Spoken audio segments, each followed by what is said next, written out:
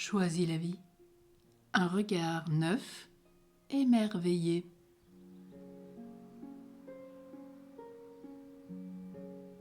Dans ta profondeur, ton intimité, il y a le regard d'or de Dieu.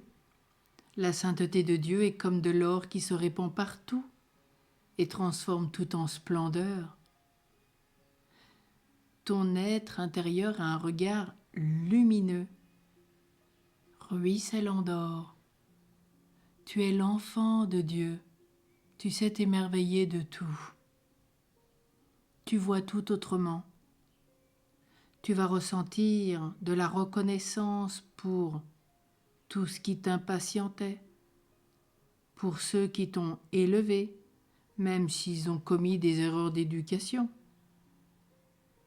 Tu vas remercier ceux qui sortent les poubelles chaque jour et qui nettoient les rues, ceux qui s'occupent des espaces verts, ceux qui ont fabriqué puis vendu des meubles qui peut-être aujourd'hui sont les tiens,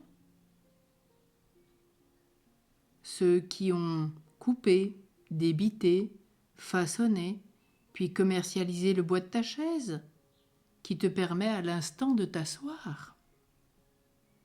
Et tant de merveilles dans ta vie, tu avances dans l'émerveillement et d'émerveillement en émerveillement. Au lieu de te comparer à ceux qui ont plus que toi, de dévaloriser, de crier à l'injustice, tu regardes tout ce qui pourrait changer ta vie, tout ce que tu as et que aujourd'hui que Dieu a mis entre tes mains. Aujourd'hui, tu te souviens de tout ce qui est en ta possession comme un cadeau qui t'est donné par Dieu.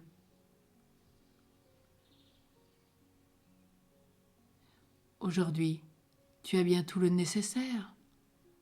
Alors déjà, rendre grâce à Dieu, c'est déjà une source d'émerveillement. Il y en a tant aujourd'hui qui n'ont pas d'eau, pas de quoi manger, pas de quoi se vêtir, qui n'ont même pas un minimum pour s'abriter, qui n'ont rien.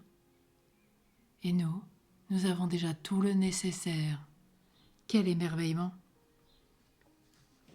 Alors peut-être que la mémoire de ton errance psychique, tes prisons intérieures, les déterminismes dans lesquels tu t'es enfermé, celles de toutes tes souffrances, te permettent aujourd'hui de t'écrier « plus jamais cela ».